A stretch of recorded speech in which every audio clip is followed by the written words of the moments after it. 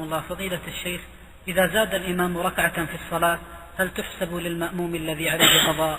أثابكم الله.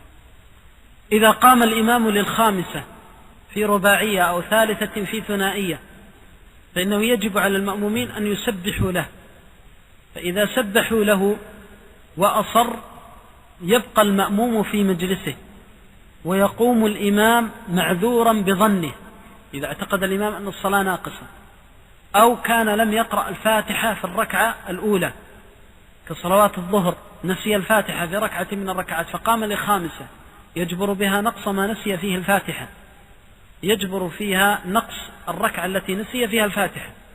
فإذا رأيت الإمام يقوم لزائدة تسبح له، فإذا أصر تبقى في مكانك تتشهد وتطيل في الدعاء والتشهد حتى ينتهي من ركعته، فهو معذور بالركعة لأنه يبني على ظنه، وأنت معذور بالجلوس. ولو قمت وراءه وأنت تعلم أنها الخامسة أو الثالثة في الثنائية بطلت صلاتك، فتبطل صلاة المأموم إذا تابع إمامه في زيادة يعتقد أنها زائدة.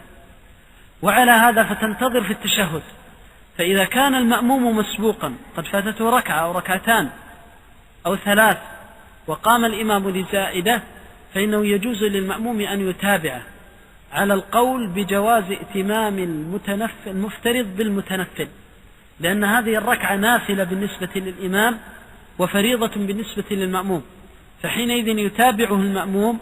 فإذا فاتته ركعة وصلى وراء الإمام الذي زاد في صلاته خامسة يسلم مع الإمام ولا يلزمه أن يأتي بركعة، لأن النبي صلى الله عليه وسلم قال: فما أدركتم فصلوا، فلزمه وقد أدرك الإمام معذورا في زيادته فحينئذ يصلي معه. وما فاتكم فإنه لم تفت، ما دام أنه قد أدركها الإمام وتداركها الإمام فإنها لم تفت، وحينئذ يتابعه فيها ويحكم بتمام صلاته وإجزائها، والله تعالى أعلم.